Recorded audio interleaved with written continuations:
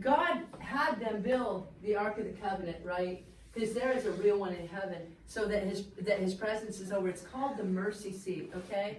And people would go inside of the temple, and they would pray, and they would ask God all kinds of questions, and he would answer them.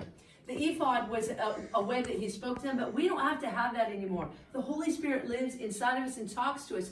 A lot of times it sounds like our own thoughts or our own voice of our conscience speaking, but what you do is you hold it up and say, God, is this you telling me this?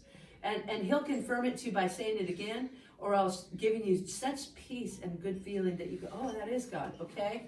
And people would come and they would ask questions of God.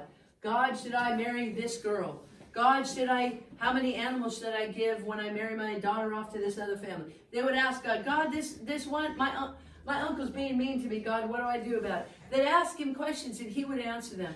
But nowadays, you can talk to God yourself, because see the fire?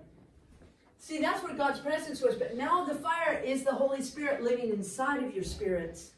And he lives, that fire's inside of you. If you could see with spirit eyes into the realm of the Spirit, you would see every one of you full of light, because Jesus lives inside of you. And that fire's in you. And the Holy Spirit, when you get born again and filled with the Holy Spirit, he's around you too, like a flame of fire. So today, and when you do that, that's because God can talk to you.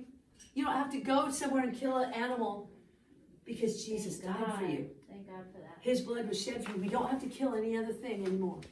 Okay? His blood is so powerful, and it was more than enough.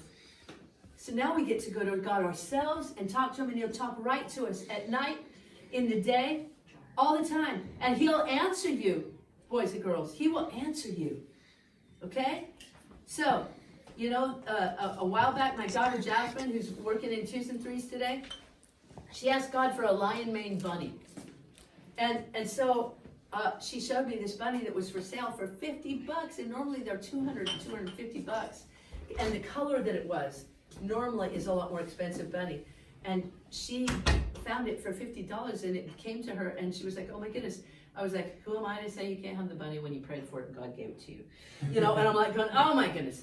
So that's why I talked about rabbit poop in your bedroom. So anyway, this is the deal, is you guys God can speak with you. He lives in you. Remember our verse? You guys are now the temple of the living God. God dwells inside of you. And he wants to walk with you, talk with you, dwell in you, be your God, and you be his.